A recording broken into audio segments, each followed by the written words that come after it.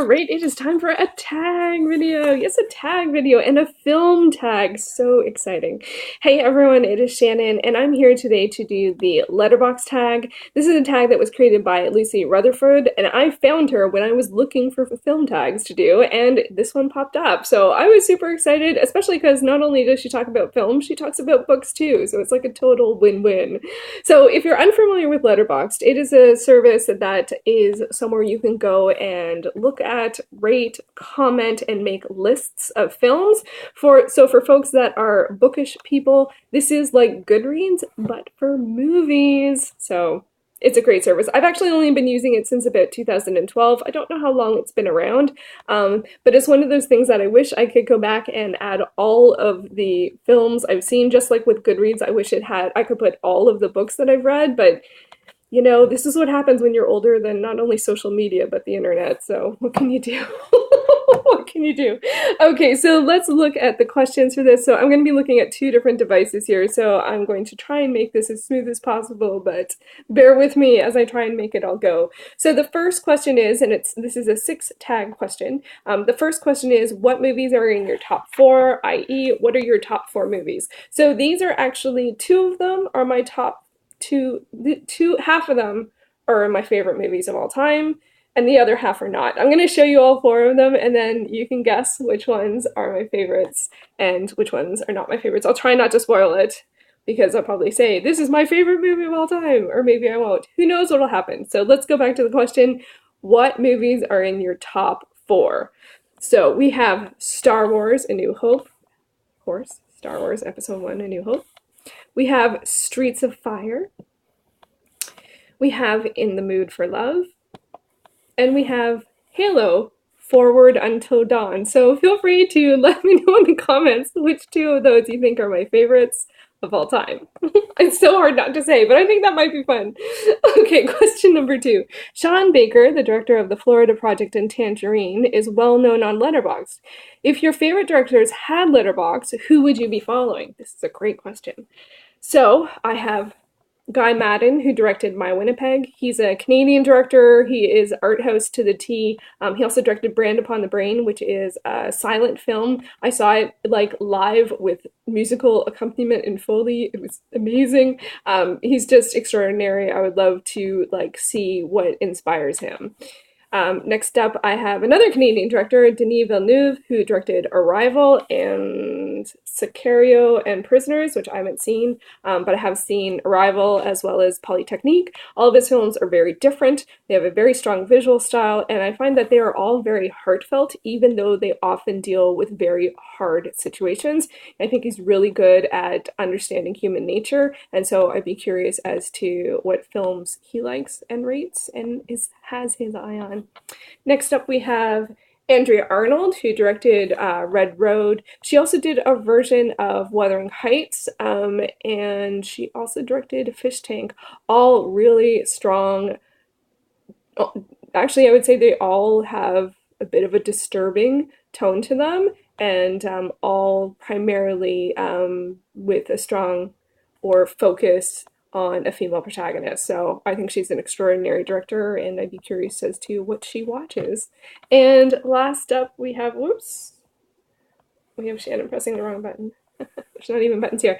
Last up, we have Wong Kar-wai. This is Chungking Express, which might have been the first film I saw of his. He also directed In the Mood for Love. He has a very strong visual style, and I do find his movies are all very emotional, and I just love his work. I really, really, really, really, really do. I think he actually has some stuff I haven't seen, so I should rectify that. Next question. Letterboxd can tell you the percentage of films that you've seen starring individual actors. What actors do you think you have the highest percentage for? This is really cool. You can click on the actor, and then there's like this thing where you can like gray out the movie scene. You can do that for any list, or you can do that for a director or one of your own lists. You can gray out what you've seen. So it's a really cool function. One of the challenges I have, though, is that I've definitely seen more movies than I've marked on Letterboxd, but, you know, so it would be a great way to update, to all films seen, but I don't know if I'd ever get to that, but we'll see. So some of the actors I would include are Jean Reno, Love him. From the Big Blue to The Professional. I just I just love him. Sigourney Weaver. I think almost any like there's a lot of people here that might be in series where I've seen the whole series. Sigourney Weaver, but I've also seen Girls in the Mist, Galaxy Quest, Working Girl. Like I think Ghostbusters. I think I've seen a lot of the movies she's in. Mads Mikkelsen, who I mentioned in probably at least half of any videos I do about film. Most recently, I saw him in Polar. He played Hannibal in the TV series Hannibal. He played Le Chef in Casino Royale. I think I first saw him in After the Wedding. He's a Danish actor, and he's extraordinary, extraordinary. Iko Uwais. I talked about him recently when I watched the Skyline movies, and I think I actually could get to 100% of his films because I think there's two I haven't seen, and I think they're both on Netflix. So I suspect there might be a mini marathon in the near future. Oh, and he's an Indonesian actor and martial artist. And then we have Vin Diesel, again, series. I love the Fast and the Furious series, and most of it. I have a mostly love relationship. There's some things about it I don't like, but generally I really like Fast and the Furious. And of course, Pitch Black is the first movie that I saw him in, and I've seen most of his films.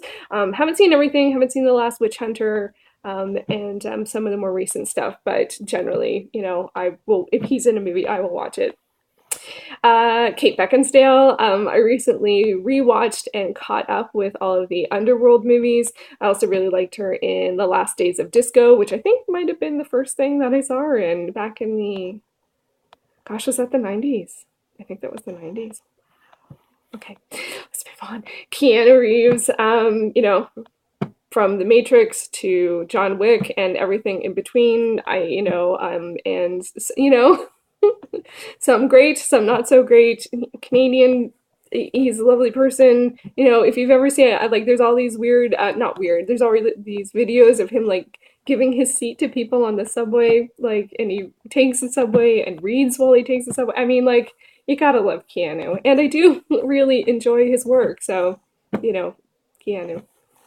And Parker Posey. And she's one person that I think I would love to fill in the blanks of anything that I haven't seen. I think I probably first saw her in Party Girl, and I love that movie so much. She's also awesome in Blade 3, Blade Trinity. Yeah. Wow. Very good. Very good stuff. Okay, question number 4. We have Letterboxd users love making up subgenres with using lists. For example, curious young girl finds herself in a magical fantasy land where she makes eccentric friends, fights an evil, and no authority figure seems to believe her about said magical fantasy land when she returns home. A subgenre. So if you were to create a subgenre, what would the name of your list be? I think I would go with ragtag group take on epic task in a mammoth quest of good versus evil, because that can encompass any genre, and anytime you have that kind of group of people and that kind of story, I am going to want to watch it. It should probably just be like Shannon's favorite movies, which is less exciting. The title. Okay, question number 5 is diary. Do you have any recently watched films that you would recommend? And I do. So first up, I would have to say Big Eyes. This is awesome. I saw this on Netflix. I think all of these I saw on Netflix. This stars Amy Adams and Christoph Waltz, and it follows the Keens and the story of the art of the Big Eyes, and I will leave it at that just in case you do not know more. It is directed by Tim Burton, and I knew that because it said music by Danny Elfman. I'm like, I haven't seen a Tim Burton film in a while, so this was nice to see. It's been on my list for a long time, and it was really worth it. I also really enjoyed Book Club. Oh, this was so good. This was so good. It was just nice to watch a very women-centric film about a group of friends, and it was really funny. It was really funny. I really liked it. And on a completely different note, Beyond Skyline. My goodness gracious. This movie has really sat with me. I really enjoyed it. I talked about it already, and I did a vlog when watching the 2 Skyline movies, and I had a lot of fun, but wow. Yeah, it was awesome. It was totally awesome. Oh, I lost my spot here. Question number 6 is, oh, it's the last question. Watch list. Any upcoming films that you are looking forward to? And the answer is of always yes. And I actually mean to do an anticipated film of 2019, but I'm having a little trouble with it, so I will be doing that. Actually, it might be up by the time this is up, but yeah, what are you looking forward to this year? Because I feel like I only know like mostly the really popular titles, and that's freaking me out. So I'd love any recommendations. But the movies I'm looking the most forward to include Godzilla. What's the title? King of the Monsters. Godzilla. Always a yes. And then also Fast and Furious, Hobbs and Shaw. Yeah, I'm probably going to do a countdown of all the Fast and Furious movies, even though this is Fast and Furious Presents Hobbs and Shaw and it's kind of like outside the Fast and Furious franchise. Sort of, kind of, it doesn't matter. I'm going to watch it and I'm going to use it as an excuse to watch all of the Fast and Furious movies. Not like I need one.